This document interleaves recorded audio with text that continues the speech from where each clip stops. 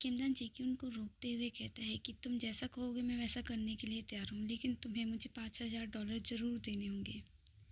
जेक्यून कहता है ठीक है, मैं तुम्हें $5,000 दूंगा अगर मैं जैसा कहूँगा तुम करोगे तो। जेक्यून किमदान से पूछता है क्या तुम कभी किसी आदमी के साथ रिलेशनशिप में रहे हो इससे पहले। किमदान सोच में पड़ जाता है कि उसे हाँ कहना चाहिए या ना कहना चाहिए। कहीं ना कहकर वो जेक्यून को निराश तो नहीं कर देगा। इसलिए किमदान बात को घुमाते हुए कहता है कि मुझे नहीं लगता कि तुम्हें ये जानने की ज़रूरत है कि मैं पहले किसी आदमी के साथ रिलेशनशिप में रहा हूँ या नहीं। जेक्यून कहता है तुम ठीक कह रहे हो, क्योंकि मुझे इससे कोई लेना देना नहीं है कि तुम पहले किसी के साथ रिलेशनशिप में रहे हो या नहीं। वो किमदान से एक और प्रश्न पूछता है और कहता है क्या तुम्हें इस एरिया में थोड़ा भी एक्सपीरियंस है। किमदान कहता है हाँ मुझे एक्सपीरियंस है। जेक्यून कहता है ये तो अच्छी बात है कि मुझे तुम्हारी फ़िक्र नहीं करनी पड़ेगी। लेकिन सच तो ये था कि किमदान को इस एरिया में बिल्कुल भी एक्सपीरियंस नहीं था। आज जो भी होने वाला था वो पहली बार उसके साथ होने वाला था। जेक्यून किमदान की टी शर्ट को पकड़ के उतारने लगता है।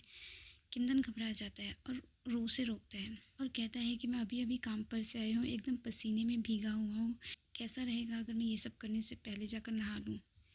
किमदान चला जाता है नहाने के लिए और वो बाथरूम में बहुत सारा समय बिता देता है, ये सोचते हुए कि क्या उसने सही फैसला लिया या गलत फैसला लिया। तभी जेक्यून वहाँ पर बाथरूम में जाता है और कहता है तुम कब से यहाँ पर बैठे टाइम बर्बाद कर रहे हो, और उसे ज़बरदस्ती उठाकर वो बाहर ले आता है। इसके बाद जेक्यून उसके साथ इंटीमेट होने की कोशिश करने लगता है। किमदान बहुत ज़्यादा घबराया हुआ था, इसलिए वो फिर से जेक्यून को रोकने की कोशिश करता है और वो कहता है कि मुझे नहीं लगता कि मैं ये सब कर पाऊँगा।